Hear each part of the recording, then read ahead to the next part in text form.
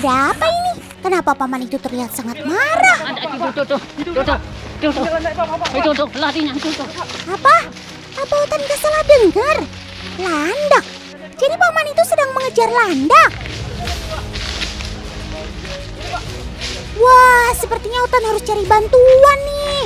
Karena kalau tidak, keselamatan si landak pastinya dalam bahaya.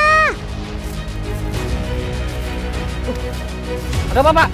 Kamar, tolong selamatkan landak itu ya. Oh, besar. Jangan dipukul, Pak.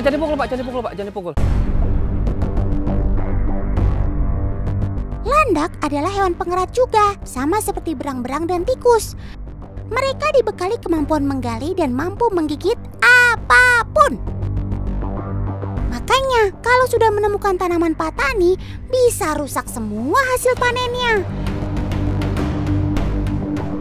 Tapi setahu Otan, kalau sampai hewan liar berani masuk ke pemukiman warga, itu tandanya mereka sudah mulai kesulitan mendapatkan makanan di habitat alaminya, teman.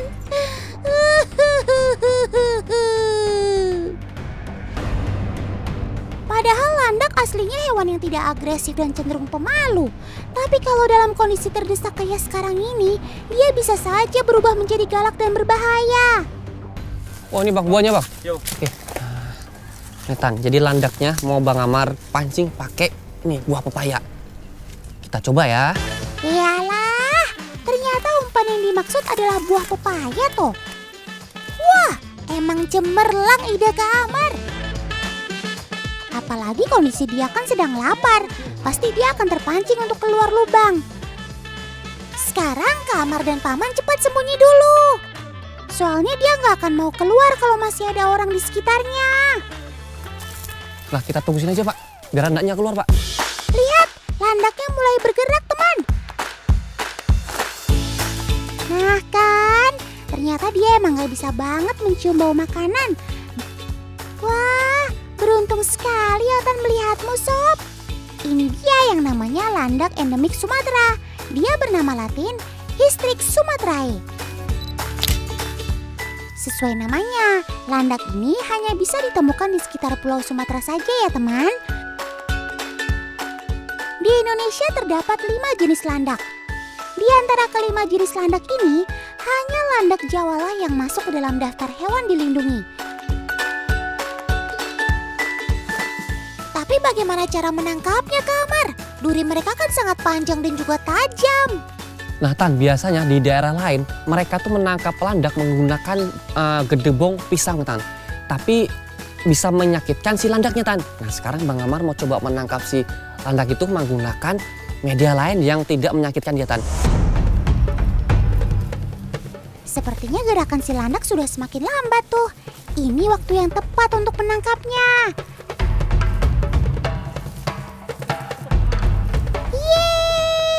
Akhirnya Bang Amar dan Paman berhasil menangkap landaknya. Nah, Tan, sekarang nih landaknya sudah Bang Amar dapat nih menggunakan karung. Jadi durinya itu sampai najam-najam begini, Tan. Tuh, panjang-panjang banget durinya nih. Kamu yang tenang ya, Sob. Kamu sudah berada di tangan orang-orang yang peduli akan keselamatanmu. Kamu hanya akan dipindahkan ke tempat yang lebih baik, jauh dari pemukiman warga. Dan pastinya masih terdapat banyak makanan alamimu di sana.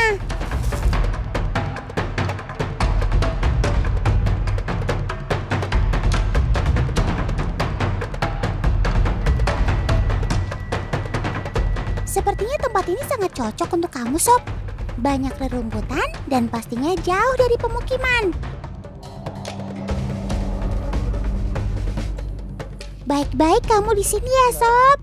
Semoga kamu tetap lestari dan kita bisa berjumpa lagi. Oh ya teman, kalau landak tadi punya sistem pertahanan diri menggunakan duri, nah sobat otan yang lain juga punya senjata yang gak kalah keren. Siapa saja ya mereka?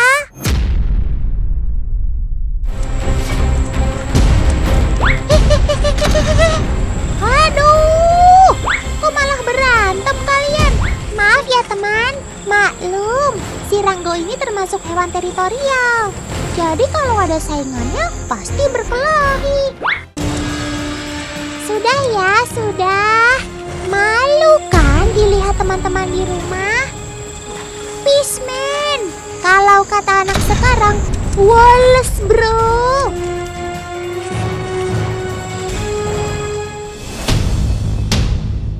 Ya, beginilah cara pertahanan diri Sobat Totan ini teman, yaitu dengan mendorong dan coba menggigit lawannya. Jadi walaupun lambat, tapi tetap nggak bisa dianggap remeh tuh. Wadidaw, setelah terlepas dari pertikaian dengan chameleon lain, sekarang Sobat Totan ini malah bertemu ular pucuk nih teman. Be careful sob, ia bisa menyakitimu.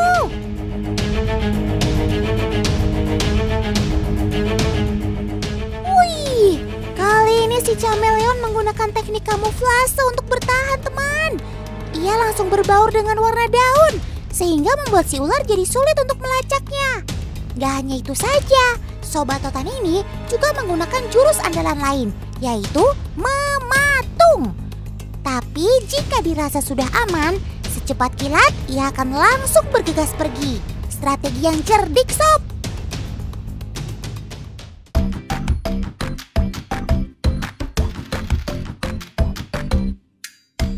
Nah, selain itu, ada lagi nih cara pertahanan diri chameleon yang gak kalah keren, yaitu perubahan warna pada kulitnya. Chameleon bisa berubah warna karena faktor sinar matahari. Pantulan dari sinar matahari akan mengubah warna kulit reptil ini. Saat suhu dingin, justru warna chameleon akan lebih gelap agar dapat menyerap panas. Selain faktor matahari dan suhu, ternyata Sobat Totan ini moody alias baperan. Suasana hati Cemi juga bisa mempengaruhi perubahan warna kulit. BTW, selain bisa mempertahankan diri dengan berkamuflase, Sobat Totan ini juga punya keahlian lain dalam hal kecepatan loh.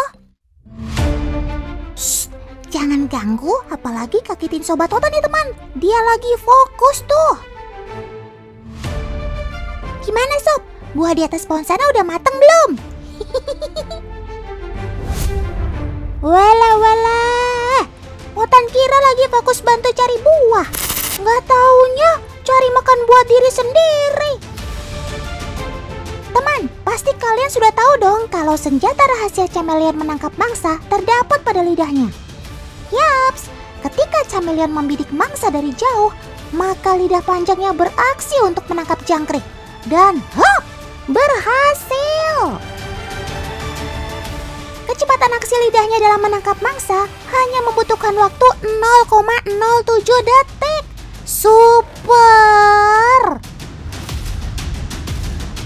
Selain lidah yang panjangnya bisa mencapai 2 kali ukuran tubuh chameleon, ternyata ujung lidah chameleon memiliki perekat yang membuat serangga sulit untuk melepaskan diri dari juluran lidah reptil satu ini.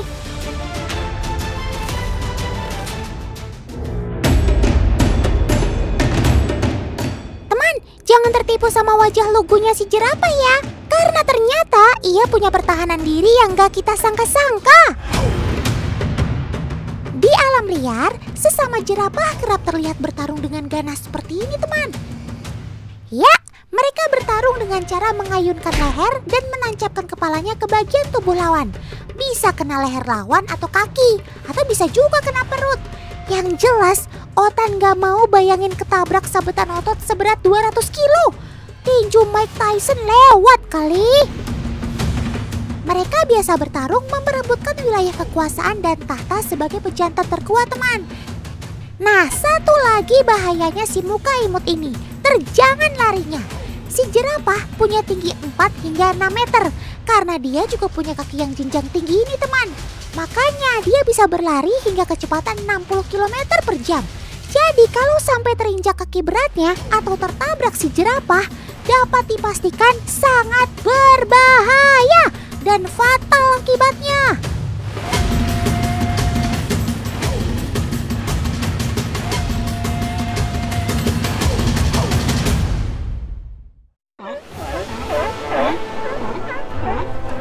Hai Otan, selamat datang di duniaku, dunia singa laut. Kalian tahu nggak, Aku menjadi satu-satunya singa yang dapat menyelami dalamnya lautan loh.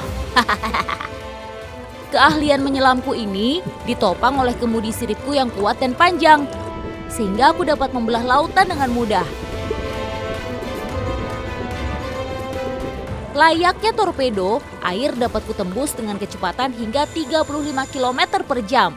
Keren kan, Tan?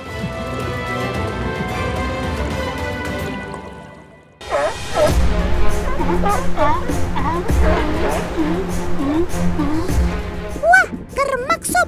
Otan jadi kepo nih. Kamu itu sebenarnya singa jadi-jadian atau masih ikan-ikanan sih? Sejatinya aku berbeda dengan singa si raja hutan, Tan. Dan meski aku mampu berburu di bawah air hingga kedalaman 300 meter, aku juga bukan tergolong ikan-ikanan. Jangan kaget ya, Tan. Sebenarnya aku ini adalah mamalia. Jadi jangan heran kalau saat berenang, pasti sesekali aku akan keluar untuk menghirup oksigen. Wah, wah, wah. Mamalia. Sama kayak otan dong. BTW, apa nggak repot tuh Sob? Harus keluar masuk air hanya untuk hirup udara segar?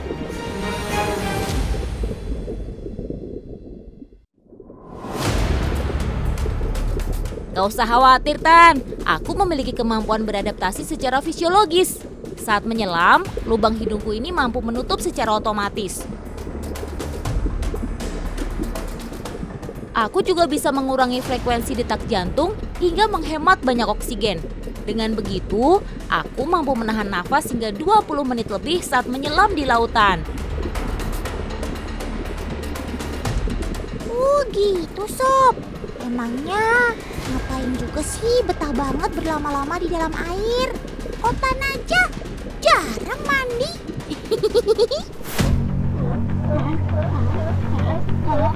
Sebagai mamalia akuatik, lautan juga menjadi habitat kami, Tan. Karena di sana banyak sumber makananku. Mulai dari gurita, cumi-cumi, sampai beragam macam ikan. Saat berburu, aku lebih senang melakukannya bersama-sama daripada sendiri. Maklum, aku kan dikenal sebagai hewan sosial. Jadi apa-apa sukanya bersama-sama. Selain mempermudah untuk menangkap mangsa, berkelompok juga membuat kami kuat untuk saling melindungi satu sama lain.